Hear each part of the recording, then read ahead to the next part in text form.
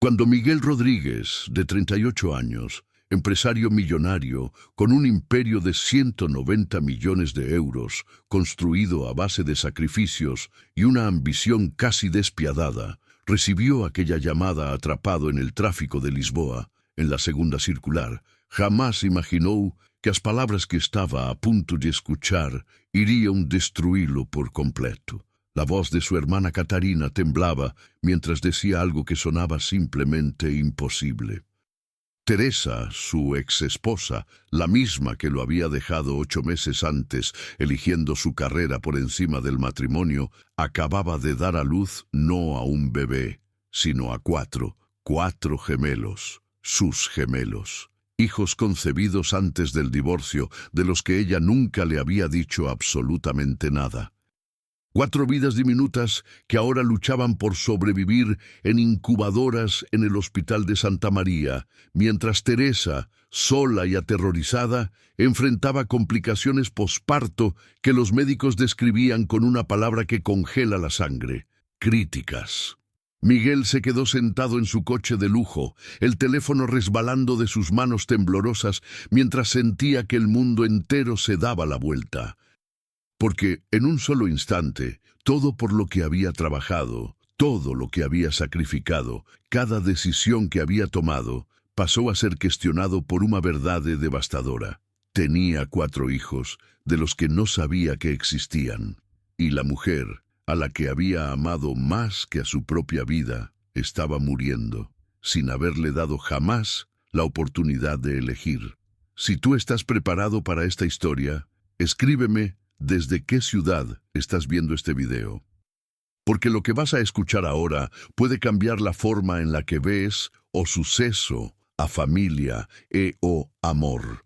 La historia de Miguel Rodríguez era una de esas que las revistas de economía aman mostrar como ejemplo. Nacido en una familia obrera en Amadora, hijo de un electricista y de una limpiadora, estudió ingeniería industrial en el Instituto Superior Técnico, trabajando de noche como camarero para pagar sus estudios. A los 23 años, fundó una startup de software de gestión logística para empresas. A los 30, su empresa, Rodríguez Tech, ya valía 60 millones. A los 37, 190 millones, con oficinas en 3 continentes. Era la clásica historia portuguesa de éxito contra todo pronóstico. Pero, como en casi todas las historias de éxito rápido, había un lado oscuro, una lista de sacrificios como un custo silencioso, profundo, que solo aparece cuando ya es tarde demais.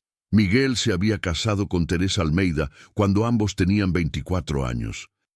Ella era una joven arquitecta brillante que compartía sus sueños de construir algo grande. Se habían enamorado en la universidad, habían planeado un futuro en el que los dos brillarían en sus carreras.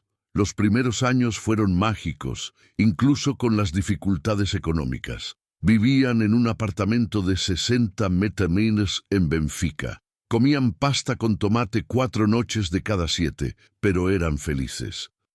Trabajaban juntos en la pequeña mesa de la cocina, Miguel con sus proyectos de negocio, Teresa con sus diseños de arquitectura. Hacían el amor, soñaban en voz alta, imaginaban la familia que tendrían cuando las cosas se estabilizaran. Pero entonces, la empresa de Miguel despegó. Y con el éxito llegaron demandas que devoraban el tiempo como un monstruo insaciable, reuniones que se alargaban hasta medianoche, viajes de negocios que los sacaban de casa por semanas, llamadas urgentes en medio de cenas románticas, cumpleaños olvidados, promesas rotas. Poco a poco, casi sin que ninguém percebesse, Miguel caiu en un padrón en que o trabalho vinha sempre primeiro. No era por maldad, se repetía a sí mismo, era por necesidade. Cada contrato cerrado significaba seguridad para su futuro. Cada millón ganado los acercaba, en su cabeza,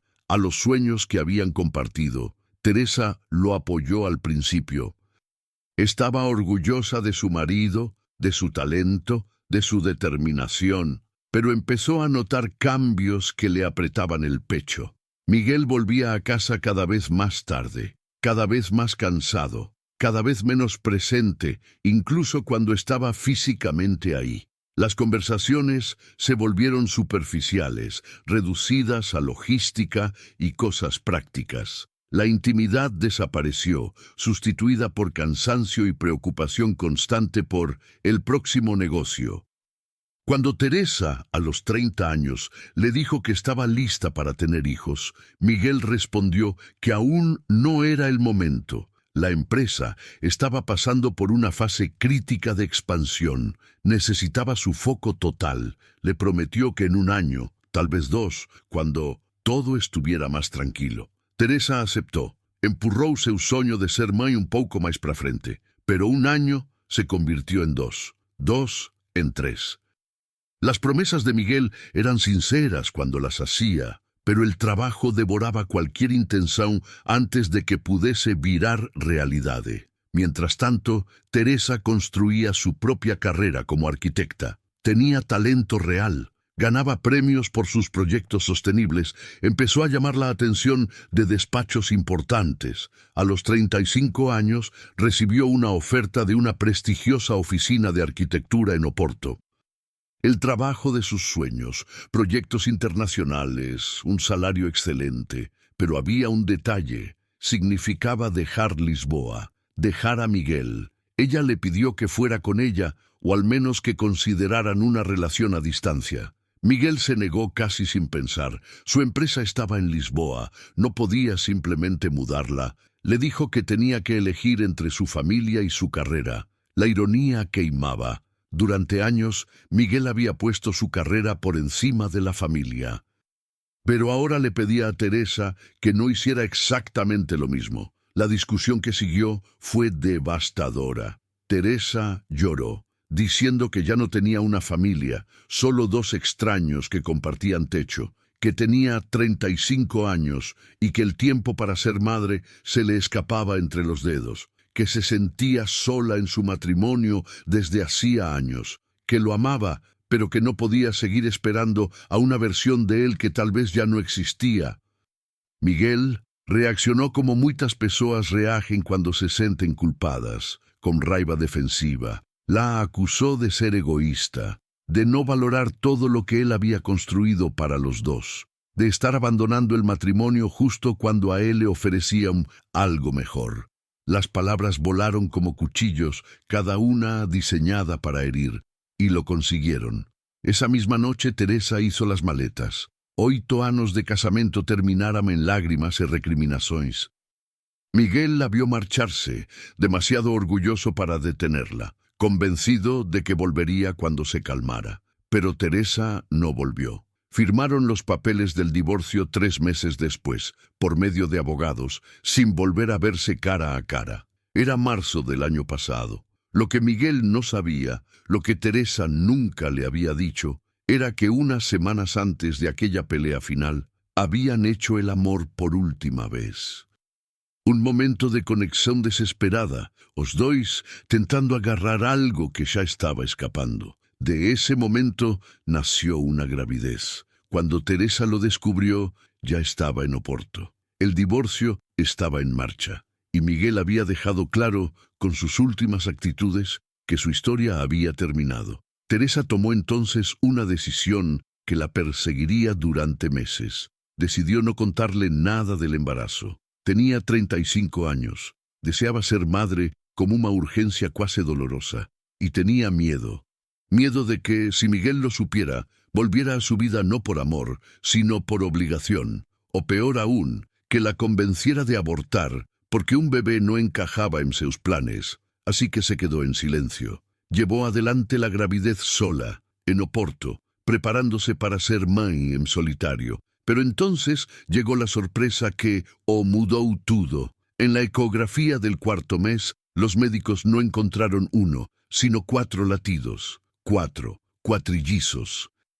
Un evento rarísimo, algo que ocurre en menos de 1 de cada 700.000 embarazos. Los médicos le explicaron, muy serios, todos los riesgos. Un embarazo múltiple tan extremo traía complicaciones gigantescas, altísimo riesgo de parto prematuro, necesidad de reposo casi total, probabilidades reales de perder a los bebés o de sufrir complicaciones graves ella misma. Teresa se vio de frente con la realidad brutal de lo que había decidido. Llevar adelante un embarazo de cuatrillizos, sola, sin apoyo, en otra ciudad.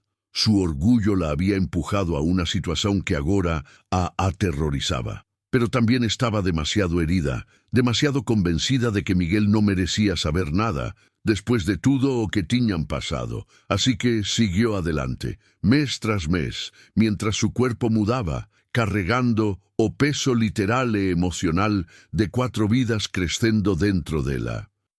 Miguel había pasado los 8 meses después del divorcio enterrando su dolor en el trabajo. La empresa prosperaba, mientras su vida personal se convertía en un desierto. Vivía en un ático de 400.000 pétames en el Parque das Nações, rodeado de lujo, vacío. Su hermana Catarina se lo decía sin rodeos. Se estaba convirtiendo en un hombre rico, pero completamente solo. Miguel pensaba en Teresa todos los días. Miraba obsesivamente su perfil de LinkedIn, viendo sus logros en Oporto.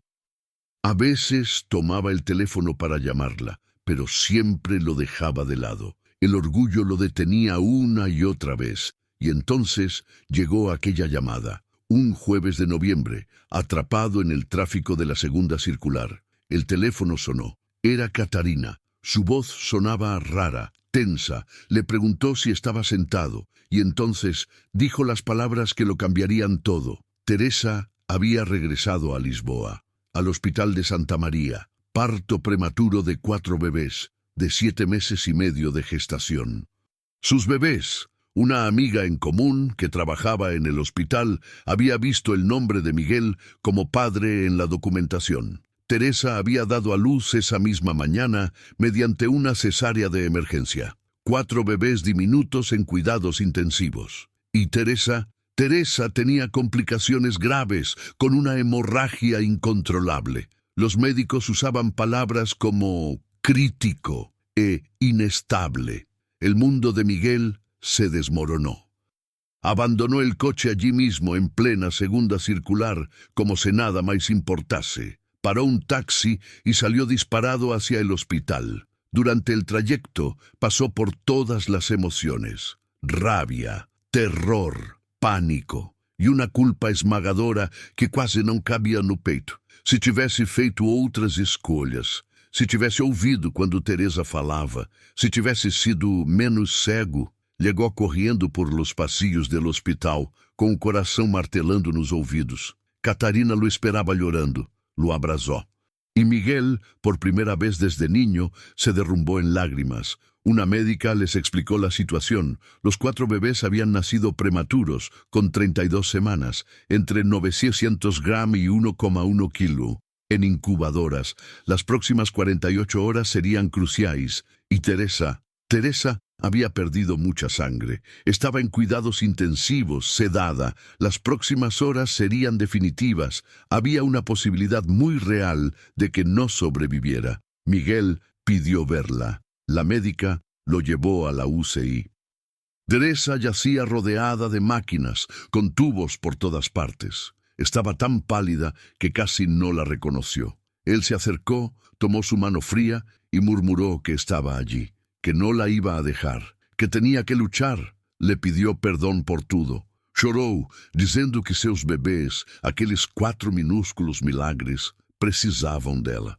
Las máquinas seguían con su sonido mecánico indiferente, pero en el corazón de Miguel algo se quebró y se reconstruyó al mismo tiempo.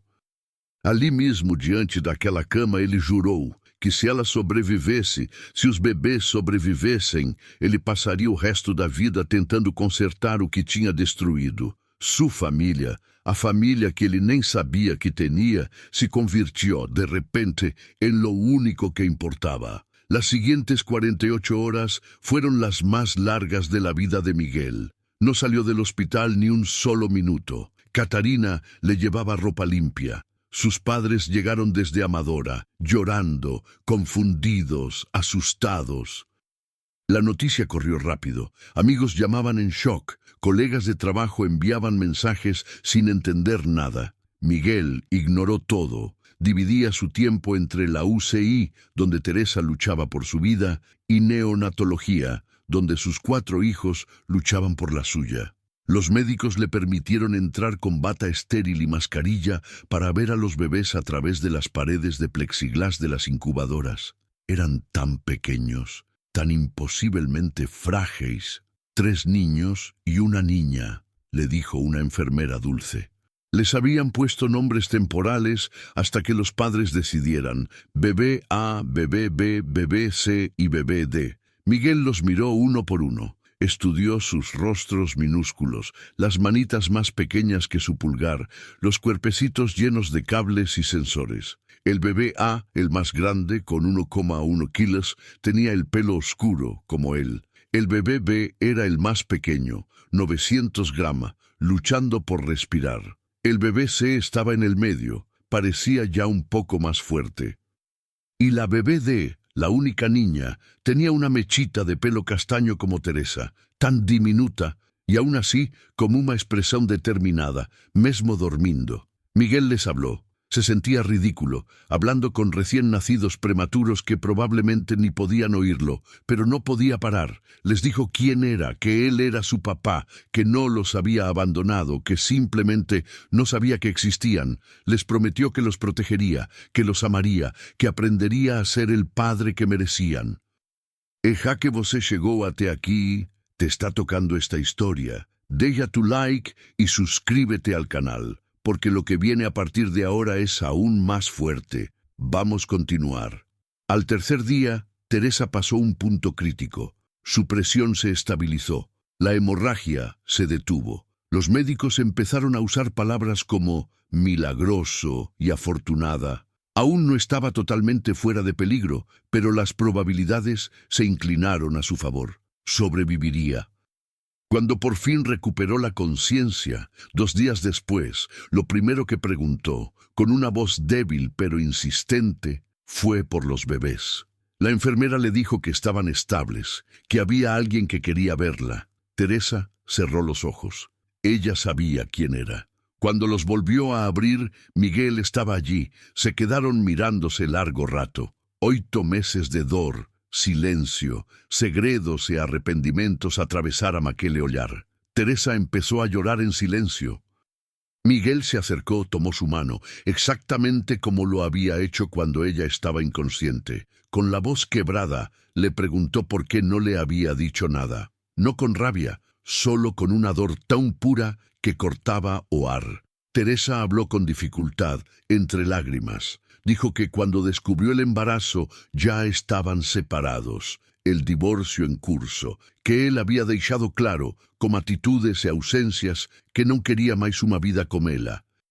Tenía miedo de que, si le contaba, él volviera por obligación, no por amor, y que no soportaría criar filhos en un casamento mantido apenas pela culpa. Luego, cuando supo que eran 4, le pareció que ya era demasiado tarde. Estaba demasiado orgullosa, demasiado asustada, demasiado empeñada en demostrar que conseguía sociña. Admitió que había estado mal, terriblemente mal, que se había arrepentido cada día.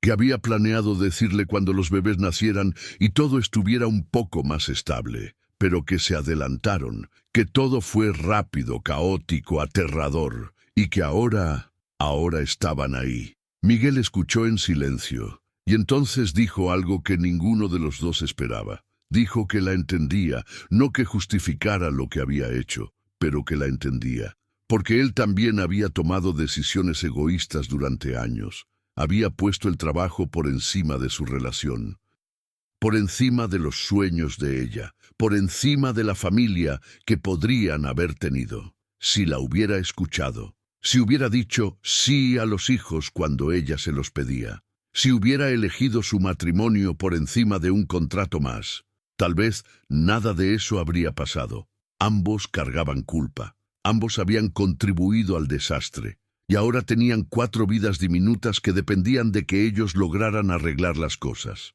No por ellos, sino por esos bebés que no habían pedido nacer en medio de ese caos.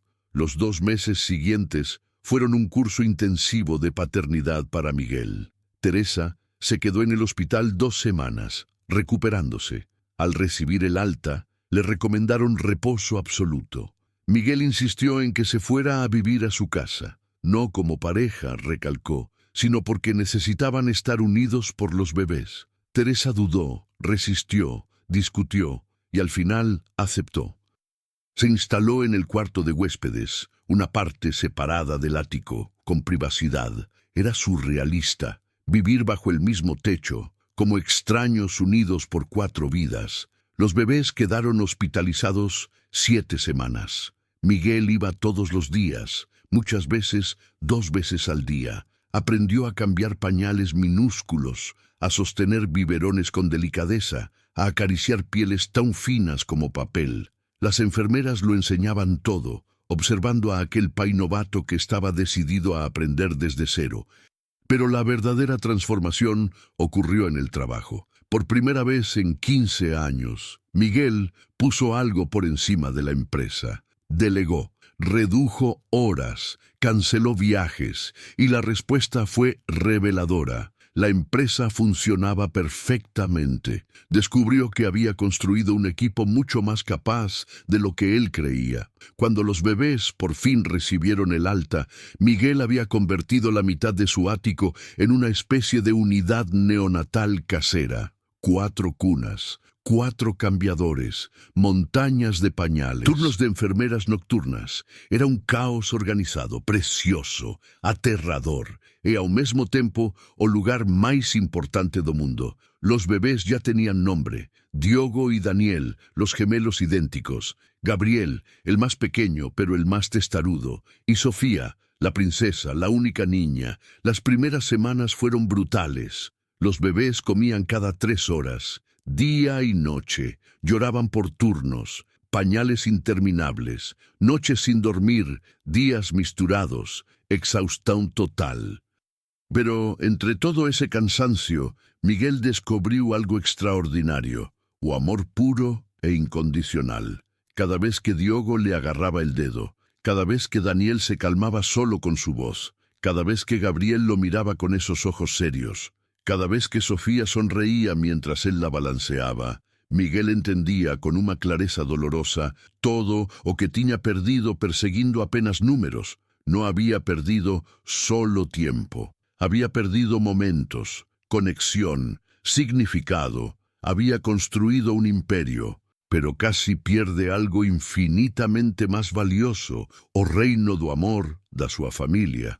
Teresa observaba a Miguel transformarse día tras día. El hombre con el que se había casado, aquel que soñaba con ella en la mesa de la cocina, parecía estar reapareciendo debajo de capas de ambición y cinismo. Lo veía levantarse a las 3 de la mañana para calmar a Gabriel. Lo veía cantarle nanas desafinadas a Sofía. Lo veía reír cuando Daniel vomitaba en su camisa de 2.000 euros. Lo veía ser padre con una dedicación que él nunca tenía imaginado ser posible. Y poco a poco, algo dentro de Teresa comenzó a descongelarse. La rabia que había cargado durante meses empezó a derretirse. No rápido, no fácil. Todavía había momentos en los que miraba el teléfono y sentía el viejo resentimiento arder. Momentos en los que recordaba promesas rotas y se endurecía de nuevo. Pero también había momentos nuevos. Como cuando Miguel consiguió dormir a los 4 bebés al mismo tiempo e fez uma danciña silenciosa de vitoria, que a fez rir pela primeira vez en meses. O como cuando él confesó que tenía miedo de ser un padre horrible y ella vio vulnerabilidad real en sus ojos. O como cuando los padres de Miguel fueron a visitar a los nietos y él los presentó llorando de alegría. Se envergoñan en uma de mostrar o cuanto aquilo o emocionaba. Una noche, cuando milagrosamente los 4 bebés dormían al mismo tiempo, Teresa y Miguel terminaron sentados en la terraza mirando Lisboa iluminada. Ella bebía la primera copa de vino después de casi un año. El silencio entre ellos ya no era pesado, era cuasi pacífico. Miguel habló primero. Dijo que tenían que hablar del futuro, de lo que todo aquello significaba. Le explicó que, si ella quisiera, él compraría un apartamento para ella y los bebés, que les daría todo el apoyo financiero, que podrían organizar una custodia compartida justa, que no quería aprisionarla, que si ella quisiera su libertad, él lo entendería. Teresa lo escuchó, y luego le hizo una sola pregunta. ¿Qué quieres tú, Miguel? Él la miró a los ojos, y dijo la verdad sin máscaras, que quería a su familia entera, que quería despertar cada día con sus hijos, que quería que Teresa estuviera ahí, no por obligación, sino porque lo eligiera, pero también reconoció que no merecía nada de eso, que había destruido esa posibilidad con años de decisiones equivocadas. Teresa respondió que ella también había destruido mucho ocultando el embarazo,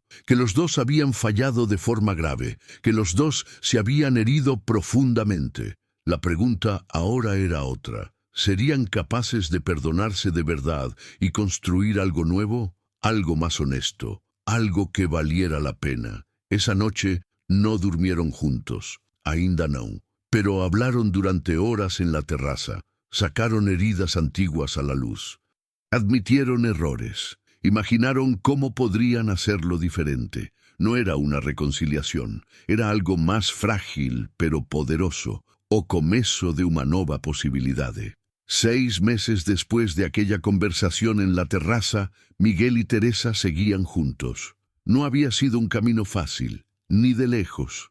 Hicieron terapia de pareja, sesiones durísimas, brutales, donde un terapeuta los obligó a enfrentar verdades incómodas. Se pelearon, lloraron, pensaron en rendirse decenas de veces, pero también rieron, se reenamoraron, non da memoria do que tinham sido, mas das pessoas que estaban se tornando. No estaban reconstruyendo el matrimonio antiguo. Ese había muerto. Estaban creando algo nuevo, más maduro, más real, más sólido. Miguel redujo drásticamente su papel en la empresa. Promovió a su mano derecha como CEO operativo. Él pasó a ser presidente, pero trabajaba la mitad de horas. Vendió parte de sus acciones, obteniendo 100 millones de euros líquidos.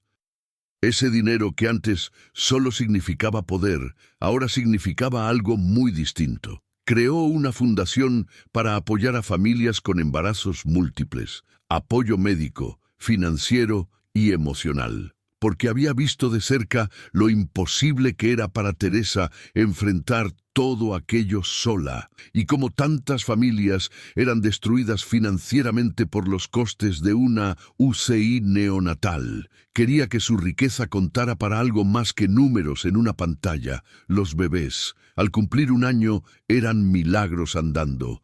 Diogo y Daniel ya caminaban, siempre juntos, como planeando travesuras secretas. Gabriel seguía siendo el más pequeñito, pero también el más valiente, siempre el primero en probar cosas nuevas. Y Sofía, su princesa, había enredado por completo al papá y a la mamá alrededor de su dedito mínimo. Una noche de mayo, después de un día caótico en el parque, con los 4 finalmente dormidos, Miguel se arrodilló. Teresa lo miró, confundida, hasta que vio el anillo que él sacó del bolsillo. No era el anillo antiguo, ese había sido donado. Este era nuevo, sencillo, hermoso, limpio como un recomezo. Miguel le pidió que se casara con él de nuevo, no porque debieran por los niños, sino porque él quería, porque se había vuelto a enamorar, no de la joven que había conocido años atrás, sino de la mujer en la que ella se había convertido. Fuerte, determinada, increíble como madre, capaz de perdonarlo cuando él sentía que no lo merecía. Teresa lloró, rió y dijo, sí. Se casaron 3 meses después, en una ceremonia pequeña, en el jardín de la casa nueva que habían comprado juntos. Una casa a las afueras de Lisboa, con espacio para que 4 niños crecieran correndo y gritando, con un estudio para que Teresa diseñara, y una oficina para que Miguel pudiera trabajar desde casa cuando quisiera. Los bebés estaban allí, vestidos a juego, creando un caos adorable durante toda la ceremonia. Diogo rompió el pastel antes de que lo cortaran.